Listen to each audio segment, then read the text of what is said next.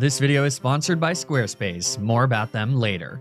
What's up? I am Flygon HG, and today we are going to be reviewing the Spheal Team 6. And I brought a special guest to do that with me. This is Nelson. He is very large, and he was named after one of the Spheals of the Spheal Team 6, kind of the most heroic of the Spheal Team 6 members. So this video is one of my favorite videos. I think it might be my favorite video. It's kind of like why I got into this in the first place, to like just really tell really fun, creative stories. And I'm really happy with how this came out. It is kind of like fully immersive in that I don't do this where I talk to the camera or anything. Like, it's just a story. And for that reason, one of the things that I didn't get to do is shout out the incredibly amazing artist that I worked with to create all the animations in this. But I did want to start off immediately by just giving a huge shout out to Wuxue, who did an incredible job, and I'm so excited to work with her again in the future for more stuff like this. I think it's really important as a creator to reflect back on older stuff, and I think I've done a bad job at going back to some of my older videos, and I think I've been very critical of my older videos, even though those are the ones that made people like my content in the first place. So I wanna do more of these reaction type videos because they're easy. No, because I do genuinely think that it's important to react to your older content and learn from it and keep that in mind as you go forward, making new stuff and trying new things. If you have questions that you want me to answer, go ahead and post them in the comments below, and I'll try and address a few of them in the next one of these whenever we do that. All right, Spheal Team 6, here we go. In the spring of 2011, the Hawaiian government received an anonymous tip that a man by the name of Archie was devising a plot to awaken the legendary beast Kyogre and bring in a new world order. They deemed Team Aqua a global threat, and a covert operation was devised to take out Archie and save the world. An elite team of 6 Pokemon were recruited for the job. Under the guise of a novice trainer with aspirations to become champion of the Hoenn League, I was hired to guide this team throughout their mission. Archie would never think that the Pokemon of a simple child from a small town would be an actual threat. But in fact, these soldiers were trained to be killers from birth, each with their own special skills that would be invaluable to the mission at hand. This is the story of Spheal Team 6. All right, right away. Every job has its downsides. Stop. Right away, we got to talk about that animation. I know I started the video by giving a huge shout out to Wuxue, but like, she did a freaking incredible job with this. Basically, how this worked is that I had the script and I had some sections that I was like, I would love if these were animated. What do you think about these? Man, this Kyogre image, let's go back to the Kyogre image. This thing, holy crap, this is incredible. I love this image. She came up with this all her own. She came up with all of the like the agent code names. Like the twins, the tank, stuff like that. I think she did. I don't know. Whatever. I'm gonna give her the credit, but like, just freaking phenomenal. I love it. I think it really sets the tone. I think it tells you right away that this is a very different type of video. And this, I think, is one of the first videos that I really started experimenting with music that is not Pokemon music. I think for a long time with my videos, I would just use music as sort of background music, as opposed, there's a difference to background music that's just meant to fill up space versus background music that's supposed to like tell the audience how to feel. And I think this was one of the first videos where I really was like, I want people to kind of feel emotions, and the music is a huge part of that. And I couldn't get that with just, you know, your standard Omega Ruby Alpha Sapphire soundtracks. So I was really actively thinking about how to use the free audio library that you get with YouTube. And I really love this. I think it's called like something with the crows. Let's continue with the video. Team 6.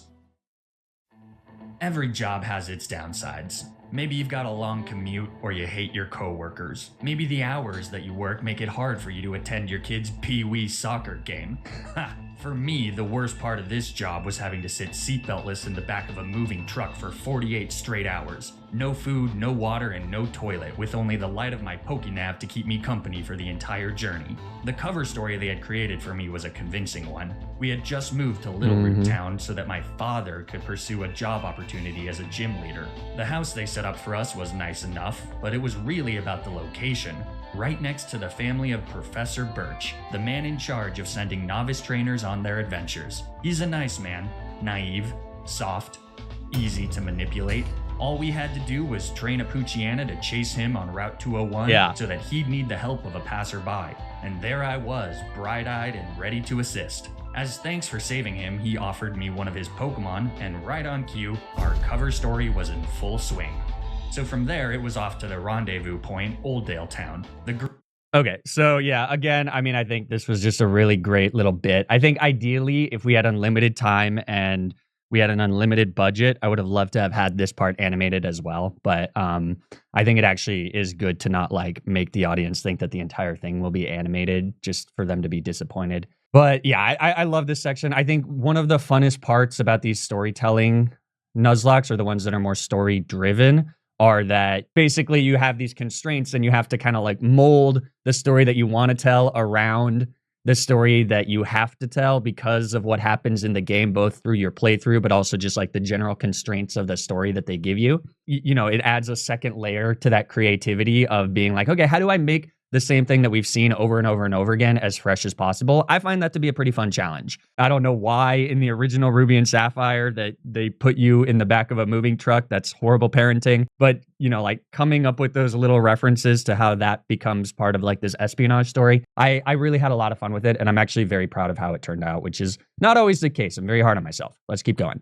Green frog that Professor Birch had given me was placed safely in the box, and the Spheal Team 6 was extracted. I love this music Alpha cue too. was the leader, an adamant young man and a glutton for punishment. Unlike most Spheals, he preferred using physical attacks, perhaps as a result of being born with the ability to use the move Belly Drum. His skills quickly gained him the respect of his peers in the academy, where he Let's also pause again became an here, expert. actually. So I gave each of the Spheal Team 6 an egg move and an item, although of course Alpha, the skilled leader, was able to use all items. This challenge is not quote unquote challenging because we didn't use level caps. The Pokemon all have perfect EVs and IVs because they are genetically bred super soldiers, all that stuff. But I really had a lot of fun just sort of like coming up with team specialties for them. So Alpha was the skilled leader with the belly drum tech, and Bertha's the wall and all that stuff. So at utilizing a range of held items in and the combat. redactions. Second in command was Anita, the British bombshell.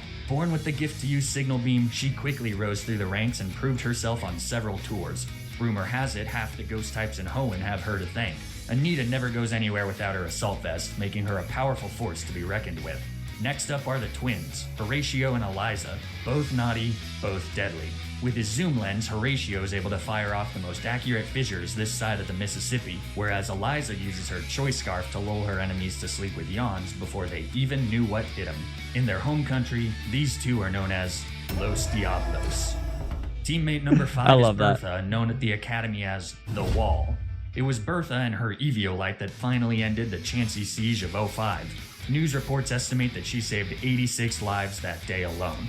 And then here it is, buddy. But not least is Nelson, Bertha's best friend. Nelson! They shared a bunk at the academy and never left each other's side. Oh, I hope nothing bad happens to him, huh? Nelson was never at the top of his class at the academy, but he demonstrated his worth through perseverance. With his Rocky helmet, Nelson knew how to take a punch. Always the first one in and the last one out, Nelson worked harder than anyone else in the program, and he was respected. Your namesake, buddy. I had no doubt in my mind that this team had the skills needed to conquer any challenge we faced. All we had to do was put in the work. Training as a team against the unsuspecting citizens that we were secretly preparing to protect, our squad grew stronger and stronger. In Petalburg Woods, we had our first brush with a Team Aqua grunt. He and his Poochyena were easily dispatched with a few signal beams from Anita. Team Aqua was officially aware of our presence, but it would be a while longer before we came face to face with our mark. But when we did, we would be ready. With the help of super training, each member of the Spheal Team 6 was given specialized effort value allocations. Alpha focused on his attack and speed, Bertha focused on her HP and defense, and so on. We were starting to look like... Yeah, so the interesting thing about Gen 6 games is that you can theoretically max out your EVs immediately, which is pretty filthy. Like normally there's like, you can't do that in the earlier games because you just don't have the XP to do it. But with super training, you can do it relatively quickly too if you just unlock all of them and then you start getting to like, you know, like 16 EVs each time you do it. So yeah, I definitely did that. I definitely took the time to play those games and manually max out all of these Spheals. It's a thing I did because I'm a dedicated YouTuber. Definitely didn't change them in some sort of program. Yeah, I would never do that. like even more of a real team than we had at the start. So by the time we get to Roxanne, her rock types don't stand a chance. Her lead Geodude is able to survive a water gun from Bertha thanks to her sturdy ability, but even with a super effective Rock Tomb, Bertha's HP bar barely budges. Barely Roxanne budges. tries to Got use a it. potion, but it isn't enough to get her What is Geodude that? back to full Alliteration? HP, so she falls to a second water gun. That just leaves Nose Pass, but like Geodude before her, she's barely able to put a dent into the wall before we take her down with just a few more water guns. So just like that, we've won the first gym badge. It's not the primary objective of the mission, of course, but it's an important part of maintaining our cover. And Completely unrelated, but I really wish that Omega Ruby and Alpha Sapphire were Emerald based instead of Ruby and Sapphire because they look really cool. I really like the 3DS implementation of them, but the games are just so, like, they're way too easy. Like, Emerald is almost always infinitely harder, but maybe I'll do some more. I don't know. I just, and the stories aren't as cool. Yeah, no. Anyways. hell, it's even a bit fun. But almost as if to fun. remind us not to get in too deep, we have another run-in with Team Aqua right outside the gym. Look at the same virgin from look at the Petalburg way the Woods little has gotten thing his wiggles when the Devon stolen, characters move. Whatever those are. It's not our job to ask questions, though. We just get the job done. After recovering said stolen goods, we meet with the head of the Devon Corps, Mr. Stone, who asks us for even more favors. Mr. I resist Stone. the urge to tell him that using a highly trained military task force to finish his personal to-do list is a massive waste of time and tax dollars, but that would, of course, be breaking character. So like any normal 10-year-old boy would, I become Mr. Stone's personal delivery boy. Our first stop is Dewford Town, and fortunately, that's where we were headed anyways. The second gym leader is Brawly, and we'll need to fight him to continue our guides. He has fighting-type Pokemon, which are some of the Spheal Team 6's biggest weaknesses. Fortunately, Brawly's about as threatening as a first-year legacy recruit at the academy. Against the wall, his Machop is upstream without a paddle. Karate Chop just tickles Bertha for a little bit of damage between the two brines she needs to take him out. Speed isn't Bertha's strong suit, but against this malnourished child, it's enough to attack first. With Machop With a down, that tail. just leaves Brawly's Makuhita. Unfortunately for him, the little beefcake is simply outgunned. A brine does a massive chunk of damage as he just goes for a sand attack. This does lower Bertha's accuracy, but she wouldn't have made it through 2 tours in the Unovan Desert if she was bothered by a bit of sand. Makuhita goes down on the next turn, and we win the second gym badge. It's always good when you make yourself laugh. Yeah, right now, this is obviously an extremely easy challenge because, we're like over leveled and we've got max IVs and stuff. So I think I would like to, in future ones where it's like more storytelling driven, I'm worried, we'll get to it, but I think there's a little bit in the middle where it kind of sags because like I'm just sweeping gym leaders with like 1 or 2 of the Spheals, and ideally it would have required multiple of them, but like Bertha has just annihilated the first 2 gyms.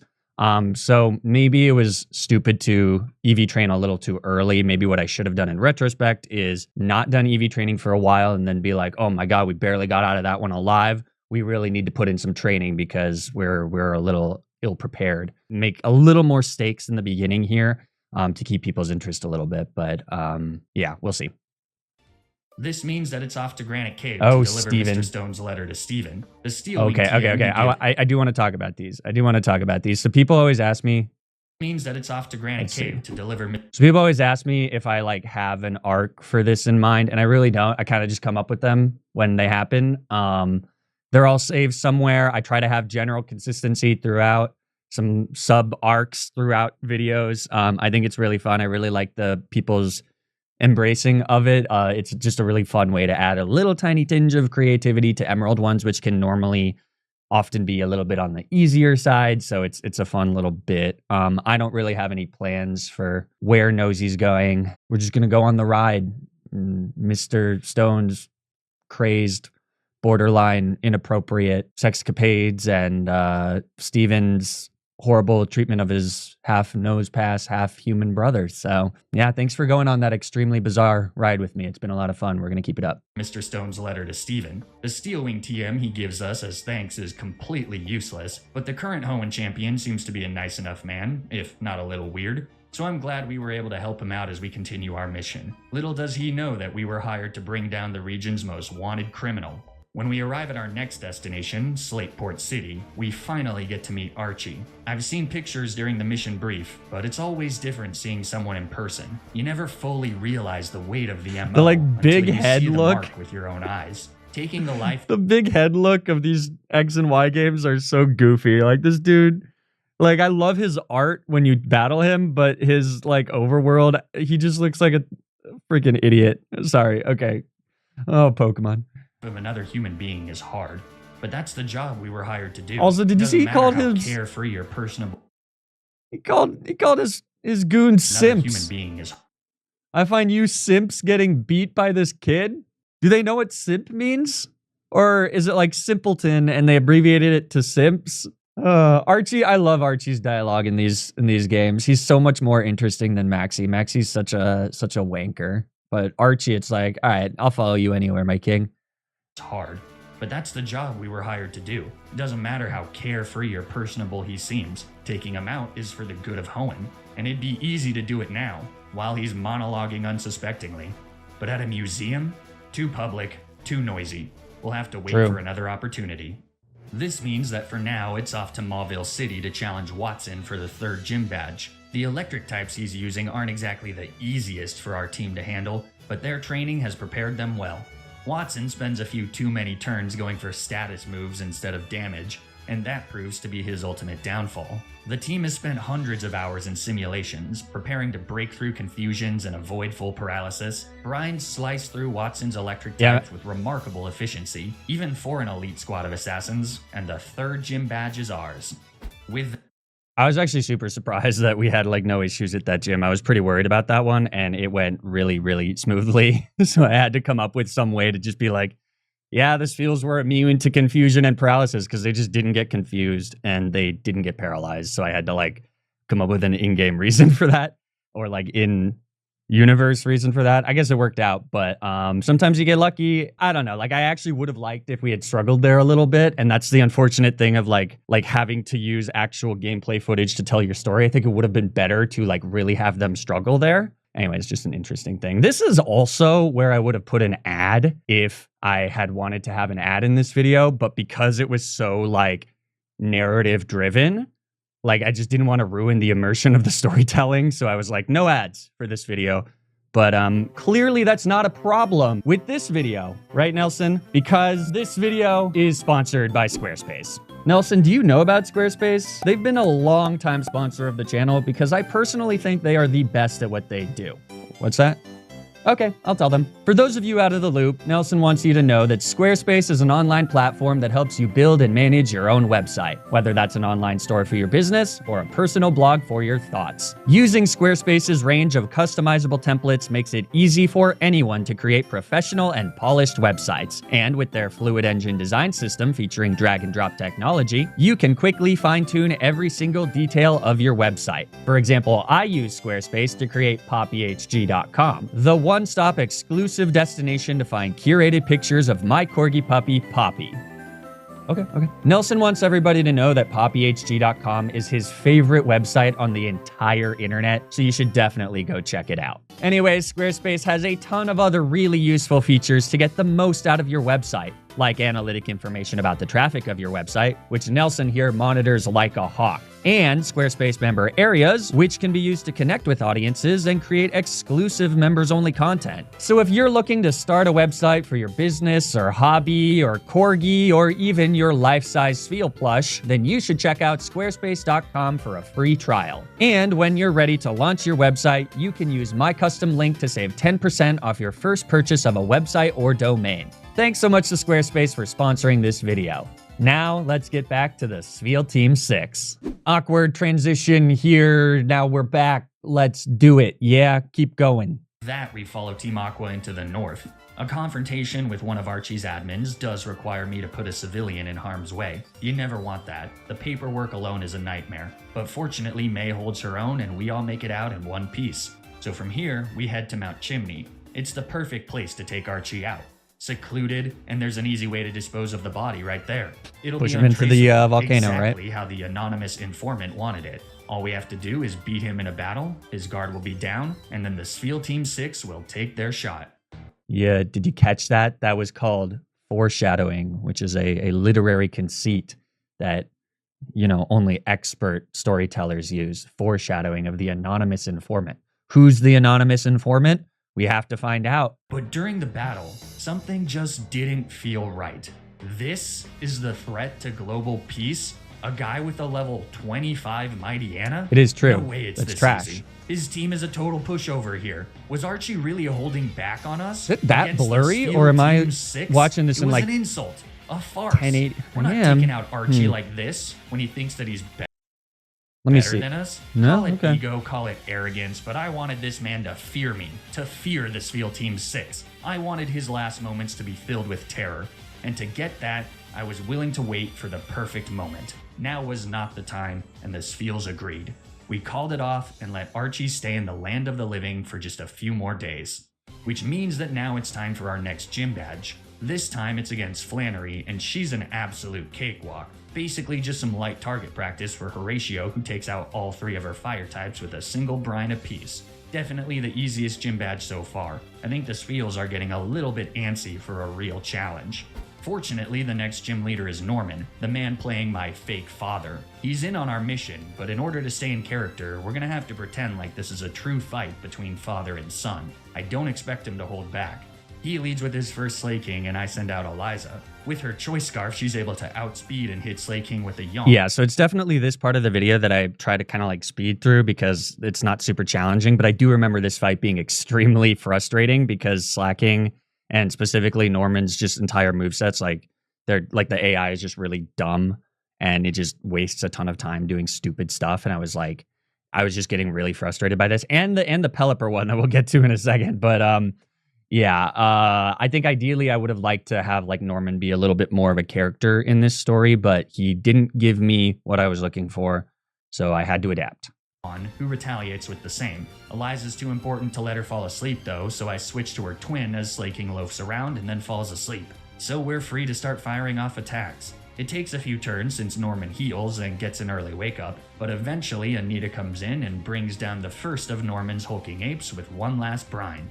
That means that Vigoroth is second. He's speedy and not so lazy, meaning that a retaliate does decent damage to Anita, who's been trained to have max defense. Her brine hits Vigoroth hard, and then on the next turn he asks for an encore, and Anita gladly obliges. Yeah, like, so Vigoroth encore, falls, which great. just leaves Norman's second Slay King. He threatens with a very scary retaliate, so it's out to Bertha, who should tank the hit moderately well. But Slay King just goes for swagger, meaning that on the turn that he loafs around, I switch to Nelson. Slay King hits a strong retaliate that results in some chip from Nelson's trusty Rocky helmet, and then we fire off an Aurora Beam. As Slay King loafs, Nelson takes the opportunity to hit another Aurora Beam. Good job, Then it's a Nelson. switch back to Bertha, Good job, who gets hit Nelson. by another annoying swagger. I mean, I know Norman's in character, but he's still really pissing me off. Eliza comes in on a loafing turn, and then, thanks to her choice scarf, she finally finishes off Slay King with a brine for the win.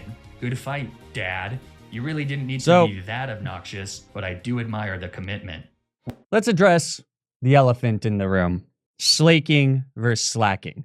To be perfectly honest, never once considered that it wasn't slaking. I understand that slacking makes more sense. I've started saying slacking now because, believe it or not, I don't intentionally mispronounce Pokemon names unless can't believe I just said that. That's not true at all. I do intentionally mispronounce Pokemon names, but not all of them. Sometimes I just don't know.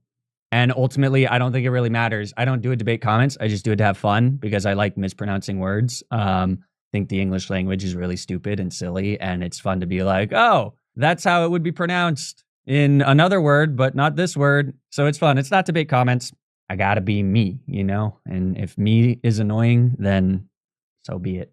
With Norman defeated, I can teach the entire squad other than Alpha the HM for Surf, so they now have a super strong water type move for the rest of the playthrough. This is right in time to team up with Steven for a double battle against I don't like this Aqua Admin music Matt cue and here. some This makes no random grunt. sense. It's not particularly no difficult sense. since Steven carries his own and the Spheals are now pretty Doesn't powerful. match with The fight against Shelly at the Weather no. Institute isn't a problem either. Her lone Sharpedo tries to confuse Anita with a swagger, but it's all for naught as she breaks through with a signal beam for the one-shot. These Aqua admins are pretty underwhelming, and it's clear that we're ready to take the kill on Archie. First though, it's a fight against Winona for badge number 6, but this is basically just more target practice. Her Swellow and her Altaria both go down to Aurora Beams from Eliza and her Choice Scarf. Horatio tags in to take out Winona's steel-coated chicken with a Surf. So now it's just Pelipper, and man, I just hate this thing. I hate her so much. This dumb bird manages to survive 6 turns without taking a lick of damage by not only dodging 2 84% accurate blizzards, but also using Protect 4 times, 2 of which were back-to-back. Real talk, this might be my least favorite Pokemon to fight against across all 9 generations of Pokemon. She's not even hard, she's just a waste of time. We only have so much time on this earth, and I cannot believe how much of my life I've spent hitting into the Protects of Winona's Pelipper. Preach. There is not a single bird in the history of human civilization that is more of a nuisance than this big dumb idiot. Anyways, that's gym badge number 6. Which means that the I thought that was a funny bit, and that Archie is beginning Pelipper. to I hate complete that the final Pelipper. steps needed to enact his plan for a new world order. When we spared his life atop Mount Chimney, it felt like we had all the time in the world, but now it was clear that we needed to act fast. A lame battle against Matt on top of Mount Pyre lets Archie get away yet again. At the Slateport Harbor, there's not much we can do. Too many witnesses for such a covert operation. And then Matt's big dopey body acts as a meat shield for Archie yet again in the Aqua hideout. I love what they did to Team Aqua in the remakes. Like, BDSP could never, but in this one, they just like make all the Aqua bros, like just total bros. Like, Matt is such a meathead. It's so funny. I know he's kind of like that in the original games, but it's so much more in this. And he's just this like doofy oaf. It's just like, bro, I just love Archie, bro. So good. Anyways, okay. Letting him get away in a very tacky submarine. It is pretty But the tacky, silver but it's lining also here is that we do know where badass. he's headed. And by following him to the seafloor cavern, we'll have the perfect location to finally finish this insane mission. In order to get to the seafloor cavern, though, we do have to get another badge. This time from the Moss Deep twins Liza and Tate. And it might be poetic to take them out with our own set of twins, but it's actually Alpha who's much better suited for this particular task. Thanks to his speed training, both he and Eliza are able to outspeed Solrock and take them out with a brine before they get a chance to retaliate with a nasty rock slide. Yeah, this is a good Lunaton just example goes of for light like screen, so on the freaking next- like put the Emerald teams in this game. The 7th gym leader has 2 Pokemon. Like, I understand why they did it in Ruby and Sapphire, because they were like, ooh, double battles, ooh, it's the new thing, double battles, oh. But it's been like, what, 10 years?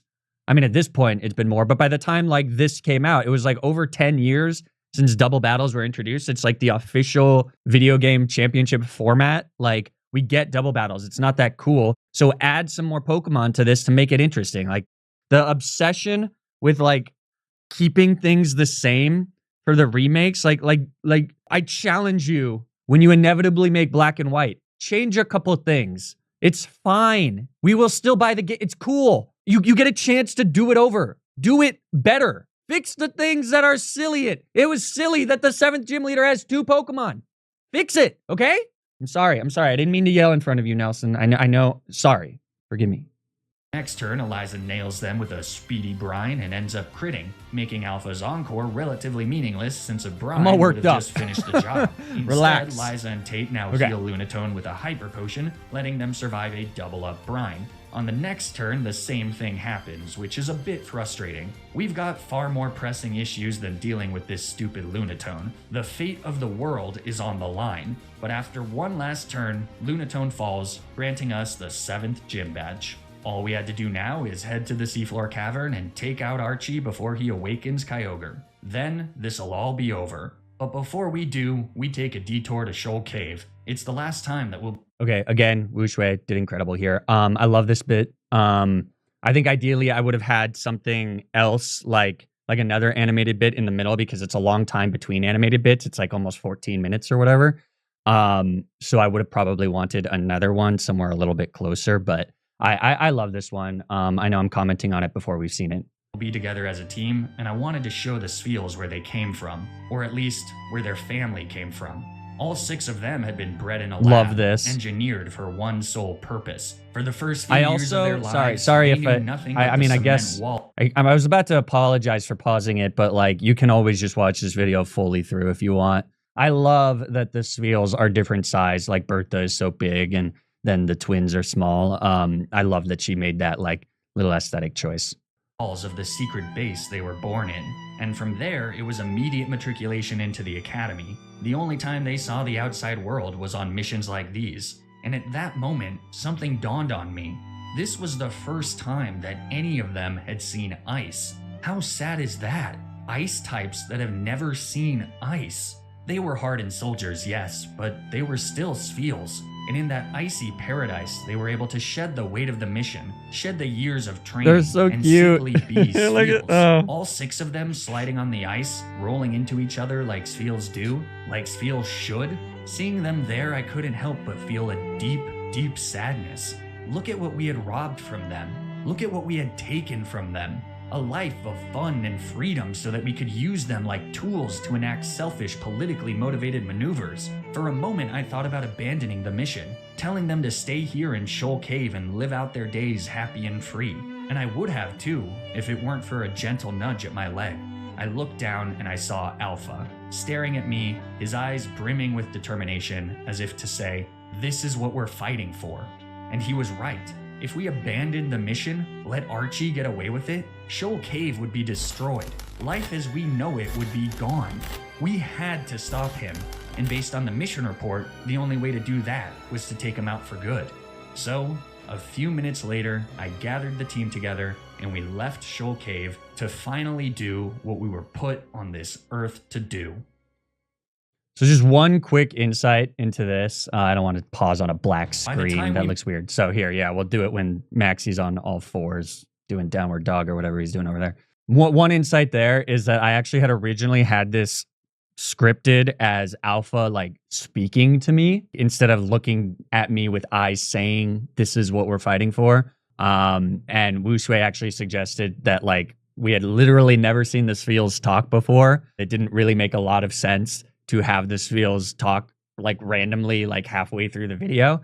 And I thought that was just like a really astute and clever or like good observation. Completely agreed with it and was like, yeah, no, your way is better. The eyes brimming up, you pick them up and put them on our shoulder to kind of like signal that that's what he's saying. You know, collaborations are not always the easiest thing to do because you're merging 2 visions, you're merging 2 styles of work, you're merging 2 schedules, and that can be very frustrating sometimes. But I think that's a great example of like why collaborations are so good and why sometimes collaborations make the best product. You're able to have somebody kind of check things and like tweak things and improve things. And like once there's a base, it's a lot easier to like make more creative suggestions on top of everything like as opposed to having to do everything and then making the tweaks on the thing that you've already done. So another side tangent here, I work a lot with my editor 5-Toed Sloth on a lot of our Nuzlocke videos. He does a lot of the editing and then I do additional editing on top of it. And I think that when we do that, it turns into my personal favorite videos, the best videos, because it's like he's done so much already that it takes less energy for me to come up with additional things instead of having to do absolutely everything by myself. So I don't know, just like a little philosophy thing about collaborations and why it's so important to like have people work with you instead of just like doing your own thing in your own little corner forever. And I'm really trying to like relinquish control of some of my my videos and stuff because there are so many talented people out there and they have so many great ideas and I'm just excited to like take the best parts of them and the best parts of me and make something that's even better than what we could both do individually. So anyways, that's just a super side tangent. Let's get back to whatever this creepy scene is here. We meet up with Archie in the seafloor cavern. It's almost too late. Archie is about to awaken Kyogre just a moment later and it would have been for nothing. But by the skin of our teeth, we have him right where we want him. All we have to do is beat him in one final battle and his guard will be down. Archie leads with his Mightyena and I lead with a Look at how intense this background is. It's really bad for editing clips and cutting it together because it's going to make it look really hard to like jump around. But this is an insane background for a battle. Look at this. It's like a tornado, like a water tornado. Is there such thing as a water tornado? I know that's a hurricane. I know. I'm kidding. It's a hurricane or a whirlpool is what I meant. Okay, sorry. Continue. Anita freely fire Kill off the a signal Mightyena beam for the one shot. That brings in Muck second. So we outspeed and take him out with 2 surfs as he just uses Screech to drop Anita's defense. That brings in Crobat next, so we need to tread carefully here because Archie's Mega Sharpedo will come out once Crobat goes down. and we need to be ready for him. Anita starts by tanking an acrobatics and hitting the massive bat with a surf that brings him down into the red. Then it's a switch to Bertha, who's been prepped to stall out Sharpedo. By setting up Hail, Bertha is able to get back some HP each turn with her ice body. We can double that HP by using Aqua Ring on the next turn, all the while brushing off acrobatics from Crobat. But then, as fate would have it, on the turn we go for the kill with Surf, Crobat hits a Poison Fang that badly poisons Bertha, meaning that she's no longer ready to easily wall Archie Sharpedo. Yeah, so I honestly think that if that poison doesn't happen, we don't lose a Pokemon here. And I do think that losing a Pokemon here, spoiler, kind of makes this entire video. Like, I think this next scene is honestly like one of the most impactful things I've ever been able to make. And it obviously is in no small part thanks to Wushui's incredible animations that's about to come up. You know, it sucked at the time and I was pretty stressed, but it ended up turning, like making, you know, the video is not good without a sacrifice or a loss. Like, I think if all the Spheals make it, this video is not nearly as impactful. And it's just funny to see that it was like because of like a 10%, 30%, whatever Poison Fang. Is it 50%? It might be 50%, whatever. But like that low chance of happening kind of caused this critical moment in storytelling. I just think that's kind of neat. And why I really love Nuzlocke is that things can, on a dime, turn so quickly no matter how much you prepare. I just tried to snap. I can't actually snap. So Izzy, make a snapping the sound effect. Thanks, bud.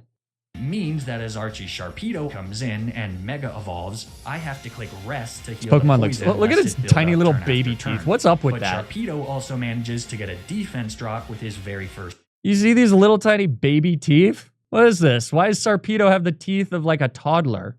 Okay. Crunch, meaning that Bertha is no longer able defense to drop is pretty rough crunches from too. This monster of a Pokemon, so I have to switch out.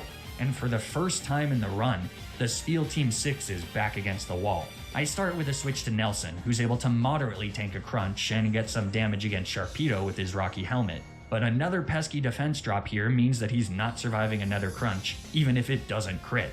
So now it's back to Bertha, who's able to tank a normal crunch moderately well.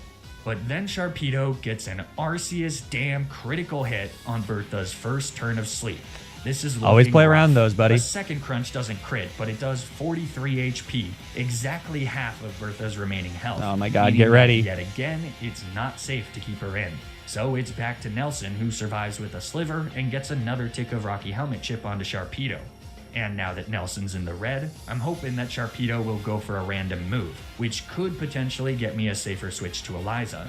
But sadly, she too comes in on a crunch that does well over 50%, which means that it's time to face the truth that I had been desperately trying to ignore since the moment that Crobat badly poisoned Bertha.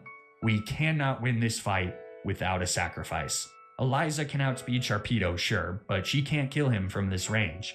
After the acrobatics from Crobat, Anita is too low to tank 2 hits. Even from full HP, Horatio and Alpha can't survive 2 hits either. Nelson's at a tick of HP and Bertha's asleep. A sacrifice has to be made so that I can bring in Alpha safely, who should be able to take out Sharpedo with an Earthquake, which Spheals can learn by TM for some reason.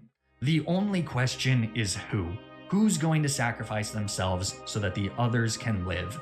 I've come to love every single member of the Spheal Team 6, and continuing this journey without one of them feels impossible. This is truly an impossible decision, and it's one that I ultimately do not get to make. Without so much as a word, Nelson flies out of his Pokeball, forcing Eliza back into her own. Sharpedo flies towards Incredible. Nelson. This gives me chills every single time. One of his powerful razor-sharp teeth. With his Rocky Helmet on, Nelson turns to me, a bittersweet smile on his face. He winks, and then just like that, he's gone. It's funny. Death is all around us. Especially in this job, you'd think you'd grow used to it. You'd think that loss after loss, death after death would numb you to the pain, but it doesn't. Every time a teammate goes down, you blame yourself. You can't help but think about what you could have done differently. In a way, I wish I could go numb. I wish I could feel nothing and just move on. What's one more fallen soldier added to a list so long that no number of monuments would be enough space to etch all their names? Part of me wishes I could feel that numbness.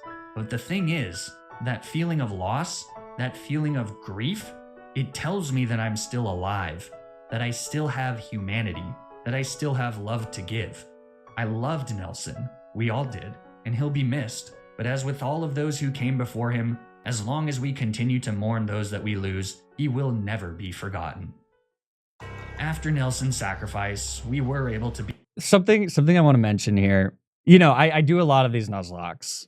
And I think when I first did the first couple, like not even the ones that I put on YouTube, but when I did my very first ones like 10 years ago, I did get like super actually emotionally upset when a Pokemon would die. And I do think that, you know, once you do enough of them, you do become a little like anything, you become a little numb to it. So it would be disingenuous to say that like I'm genuinely emotionally distraught whenever like a Pokemon dies and stuff. But I do still think that there are certain runs, certain Pokemon, certain challenges that happen where I do get upset. I do bemoan the loss of a Pokemon. And so, you know, I think part of my job as a YouTuber, as a storyteller, whatever you want to call it, whatever, storytelling is a little pretentious, I guess. But like as somebody trying to like entertain is to play up those emotions, either in a tongue-in-cheek way to be funny or a way to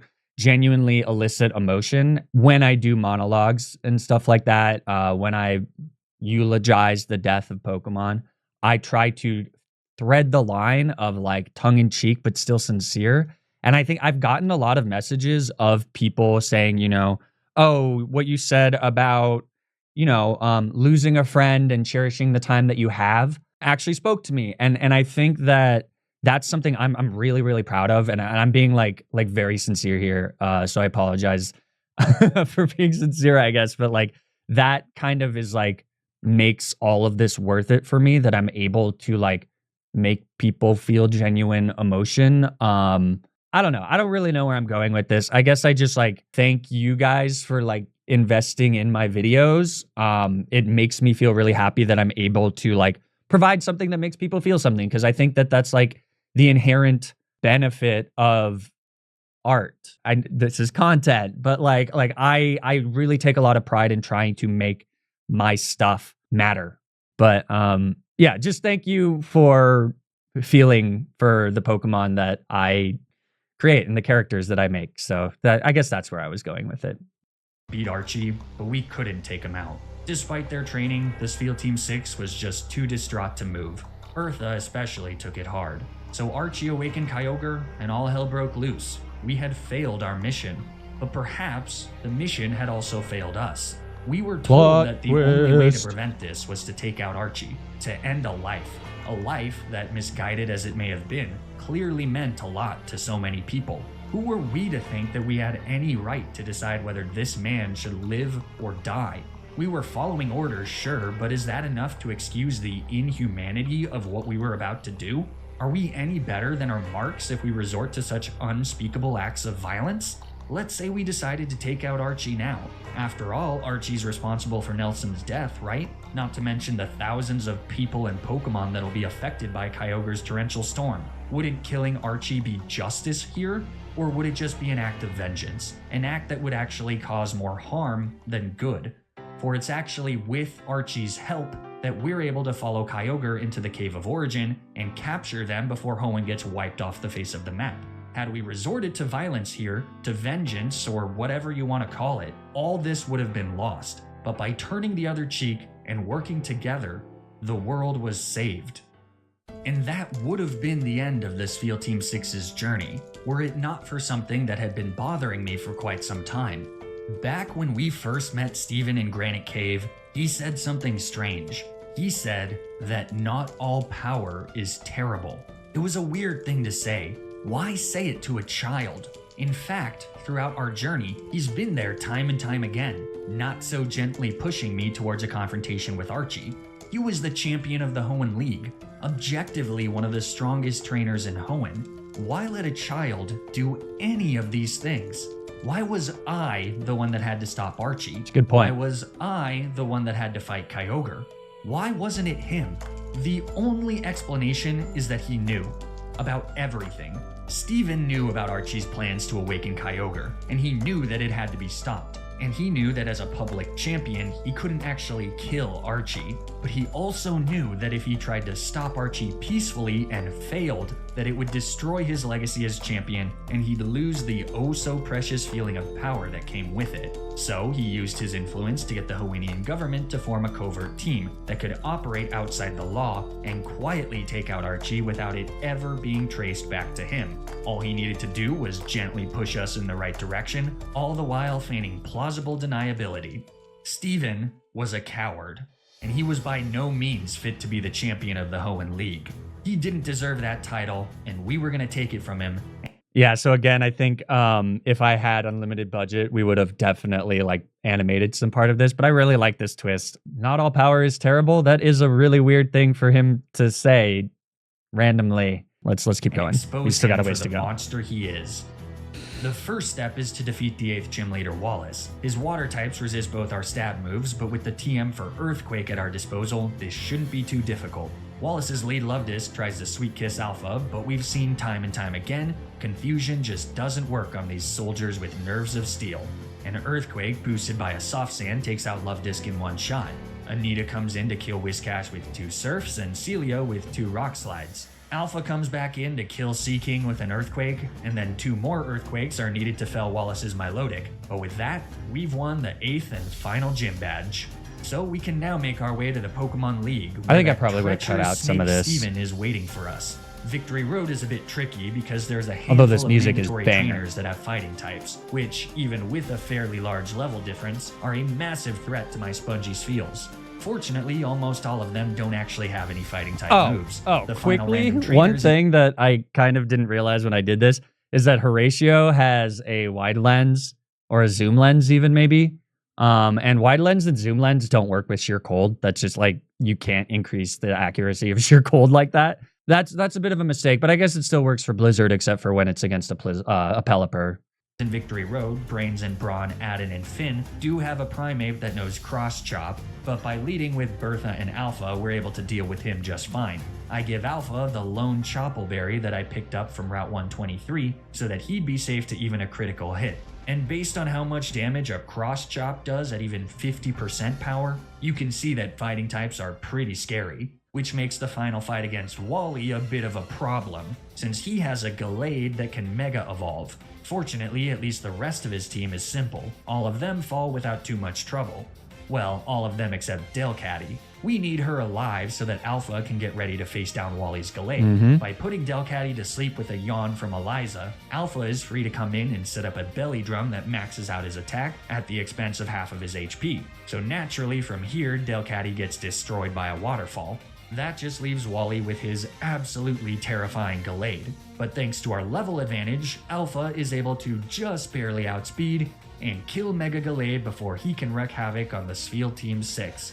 I thought that it would be kind of lame to lose another Pokemon here to like randomly Wally. Like Wally just wasn't like a major character or anything, and there was no way to really integrate him into the story. So I thought that the best way for me to do this would be to ensure that I always was always able to do this without losing him on. So I had to do this yawn thing, and I had to get Alpha to a really high level cap to be able to guarantee outspeed his Mega Gallade. That's something that you kind of have to balance with storytelling versus Nuzlocking, is like sometimes it's not that interesting to make it as incredibly difficult as possible when you're trying to craft a story. And I tend to come up with the story as I go, or like the broad strokes of it, and then, finalize it at the end when everything's said and done. But there are little moments like this where it's like, I could try, risk a crit here. If it goes poorly, I think that would genuinely lessen the impact of losing Nelson. So I kind of made the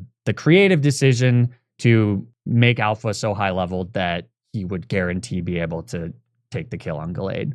But with other stuff, you kind of have to make those like decisions to either sacrifice creativity or sacrifice like difficulty so that you can be more creative, if that makes sense.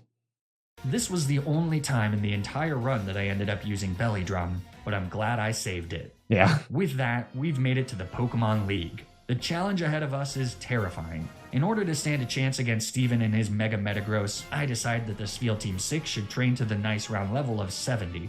I had no idea if it was enough, but we only had one chance at this, so it better be. Here they are, ready for the fight of their lives. Today's the day we take down Steven and expose him for the corrupt, cowardly piece of garbage he is. Today's the day that we become champions. For Nelson and for all of Hoenn, let's do this. Sydney is the first member of the Elite Four, but by preparing for Steven, our team may be a little too overpowered to have a fair fight against much of the Elite Four. His level 50 Mightyena doesn't particularly threaten Alpha, who's able to set up hail while holding an icy rock. If only they had in earlier generations, like I don't know, the last 2 generations, fixed that so that you could do the Elite Four in any order and that they were all at the same level. Geez, if only Game Freak had had the hindsight or the foresight or whichever sight to fix that and then follow up with that by making that the case in the remakes of the older generations. Geez, if only. Sorry. Expected, Crunch barely does anything to Alpha, even though he has no bulk. A switch to Eliza means that she's able to kill Mightyena, Shiftry, and Cacturne all with an Ice Beam apiece. Nice, good job, Eliza. As Sharpedo comes in 4th, I switch to Bertha on a Crunch, which gets a defense drop. Yeah. A big wave of deja vu on this one, but fortunately regular Sharpedo is much less threatening than Mega Sharpedo with Strong Jaw. Bertha's able to tank a few crunches and take out Sharpedo with 2 Ice Beams. That just leaves Absol. Given the defense drop from Crunch, I decided it's best to switch to Anita, who tanks a critical hit Night Slash fairly well. Absol gets a second critical hit Night Slash on the following turn, which would be pretty concerning if a Signal Beam didn't just get the one shot. With that, Sydney's defeated. So second is Phoebe, and I do have some concerns about this matchup. Her Dusclops and Dusknoir are bulky, and status conditions could be problematic for our team. But it turns out that my concerns are completely unwarranted. Horatio's Surf almost just straight up one-shots her Dusclops, who was only able to set up a future sight before going down. And based on how much damage that Surf did to Dusclops, it shouldn't be surprising that the far less defensively bulky Sableye goes down in one shot as well. Dusknoir is 3rd, and even she falls to the yellow with a Surf. She then goes for Ice Punch, which is literally the worst possible move she could have used. Dusknoir knows Thunder Punch, not to mention Shadow Punch and Fire Punch, which all would have been better than Ice Punch into a Water-Ice type that has thick fat. I guess Phoebe just kinda sucks. Her 2 Bayonets are no match for my team of Spheals, so the battle against the second Elite Four member is won, bringing us one step closer to Steven. 3rd is Glacia. I think this is just a hunch that thick fat messes with the enemy AI. Because I've seen stuff like that before where like they'll just use like normally smart AI will just like get really weird with Pokemon with thick fat. I might be totally off on that. If somebody in the comments knows, let me know. Leads with Glalie and I lead with Alpha. Alpha is able to outspeed and almost one-shot Glalie with a Rock Slide before shrugging off a soft Crunch. Glalie then heals as we bring him back down to below 50% with a Waterfall, so a second Waterfall takes him out. Glacia then brings in her ace, Walrein, and a normal Pokemon might face off against their fully evolved form and falter, but not Alpha. Hoorah! He's too good for that. A Rock Slide brings Walrein into the yellow, and then a Blizzard connects for a grand total of 10 whole hit points. Walrein does have Body Slam, but whatever, Glacia, it's your funeral. This is kind of embarrassing. Again, I With think a it's few more thick hits fat. after Glacia heals, Walrein falls. That brings in the first of Glacia's Frostlie. She outspeeds and nails Alpha with a Shadow Ball, but then, much to my surprise, a Rock Tomb gets a clean one-shot. So Frostlass number 2 comes out, and since this one doesn't know Shadow Ball, I stay in. All right, hold on. You know, credit where credit's due. They did give Glacia Frostlass Seas instead of Glalie. So that's a change. I admire that. I appreciate that. I acknowledge Omega Ruby Alpha Sapphire that you are able to make changes, so you should have made more. Just saying. She just goes for Hail, so a Rock Tomb leaves her with a Sliver. I guess they did it with Then, Mega thanks to the Gallade Rock as Tomb well, speed so. drop, Alpha is able to outspeed and finish her off with a Waterfall on the next turn. Snowcloak, never heard of her. This means that all that's left is Glacier's 4th Snowrunt evolution. He wastes a turn with Protect, but fortunately he isn't as bad as Winona's Pelipper, because after that, Glalie just gets off a few ice shards before we take him out, completing the alpha sweep of Glacia. Nice. The 4th and final member of the Elite Four is Drake, but 4 of his 5 Pokemon are quadruple weak to Ice Beam, which makes it pretty easy to sweep him with Eliza, who can outspeed thanks to her Choice Scarf. And conveniently, Drake sends out all 4 of his Ice Beam weak Pokemon first, meaning that Drake's Kingdra is all that stands between us and an audience with Steven. And Ice Beam doesn't even do 50% to Kingdra, but it does get the freeze. Sucks to suck, Drake. This gives me a safe switch to Alpha as Kingdra just... I feel like I've frozen this Kingdra in so many playthroughs that it's like almost borderline unbelievable. But I guess it's just that like very rarely do you click Ice Beam into Pokemon that don't just die to Ice Beam. It happens more to this one because most other Pokemon would just get knocked out. But it is funny how often I freeze this Kingdra. just chills for a bit. An Earthquake doesn't quite get the kill. So chills for a bit. Drake Good heals. pun there. Our follow-up Earthquake does just about 50%. So not wanting to miss out on the kill and cause another heal, I go for Rock Tomb. But we do end up missing, which lets Kingdra get off a Yawn. So I decide to Encore him into using Yawn as Alpha falls asleep. This lets me safely switch to Anita, one of our strongest special attackers. On the next turn, she nails Kingdra with an Ice Beam that knocks her out and wins us the final Elite There was a little bit of strategy there. Which means that at long last... I honestly think I was really worried about Steven and not being able to beat Steven at all. So that's why I went to level 70. But I think I probably overcooked it. And this would have been a little bit more of an interesting Elite Four had I gone 65 or something like that. Oh well, you live and you learn.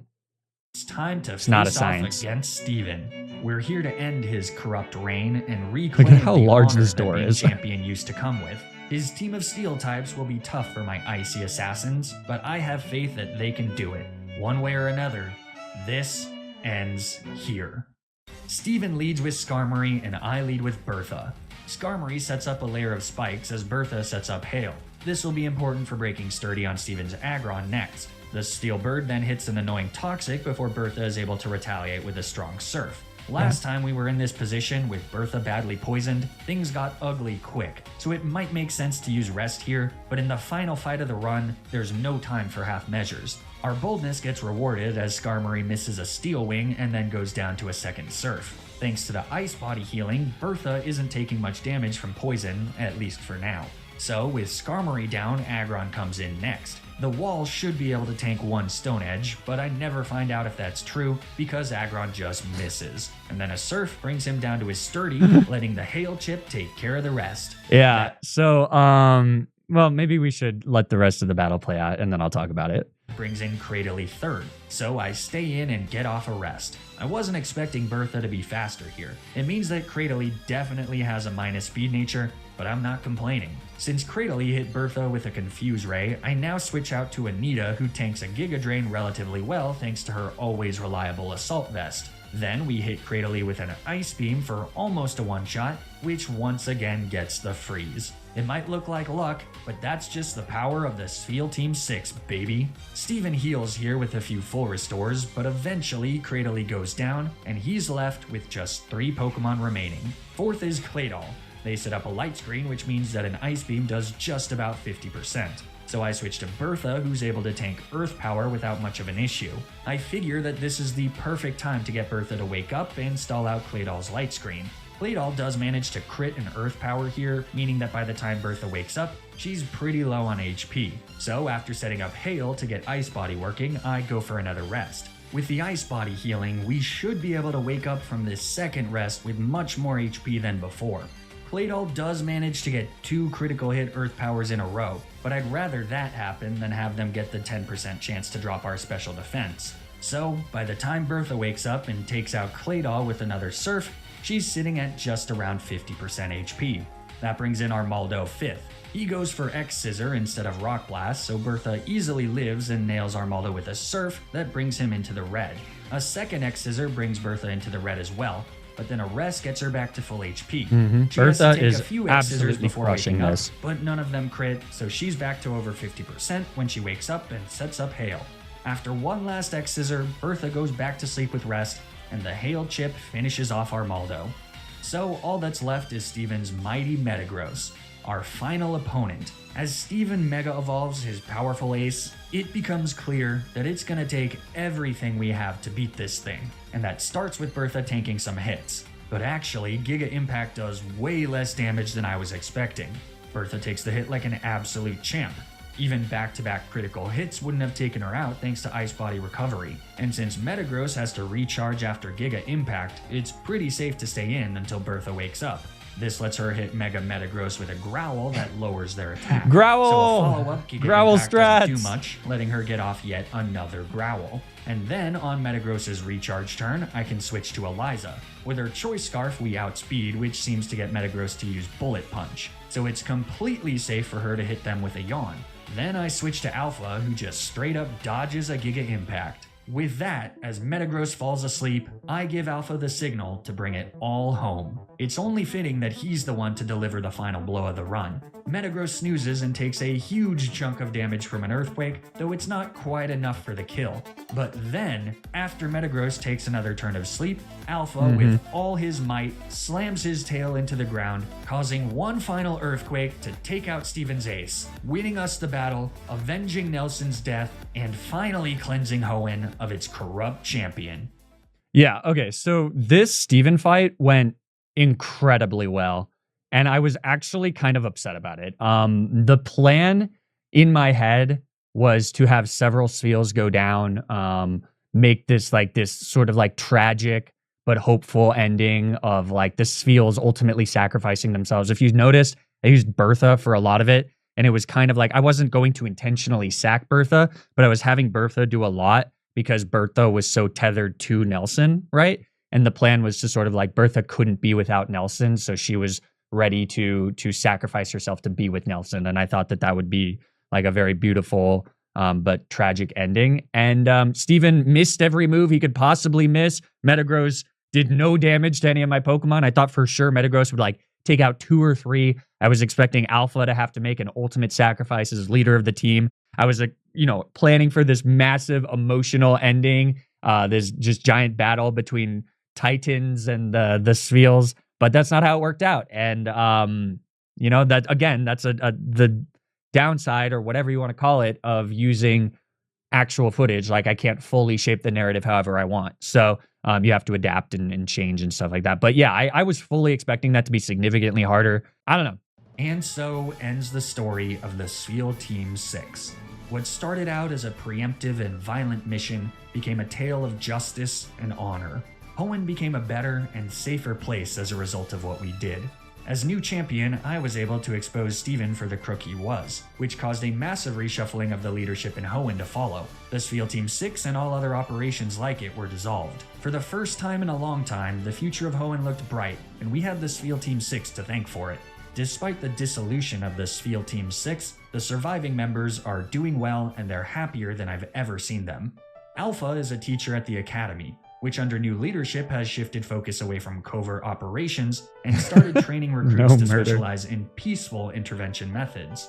He spends his free time with his wife Eliza, who is now a professional athlete sponsored by Nike. She currently holds the world record for the fastest Spheal on dry land. Anita founded the Hoennian Displacement Foundation, a non-profit that worked tirelessly to reconnect families that were separated during the Great Storm caused by Kyogre's reawakening. Since then, the HDF has become one of the most prolific non-profits in the Hoenn region and continues to work to improve the lives of humans and Pokemon alike. Horatio abandoned his combat training to become a contest star, swiftly rising to the rank of Master with the help of his current trainer. In a recent poll of Contest Spectacular fans, he was ranked as the 4th most influential star in this space.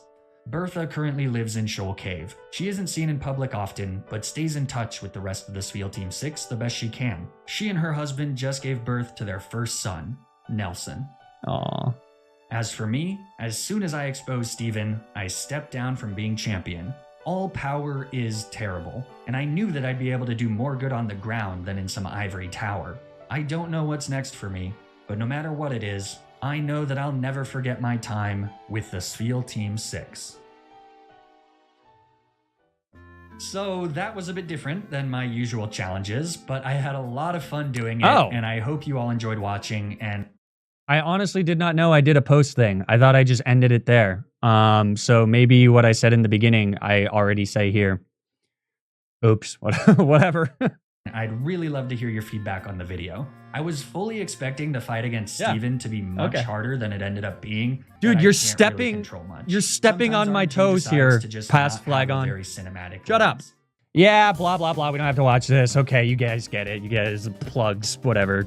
I really do want to make more story-driven stuff. The sort of the issue with these story-driven things, and specifically this one where I'm working with an animator and she's not a full-time animator, so she's got life and school and whatever. You know, it takes a long time.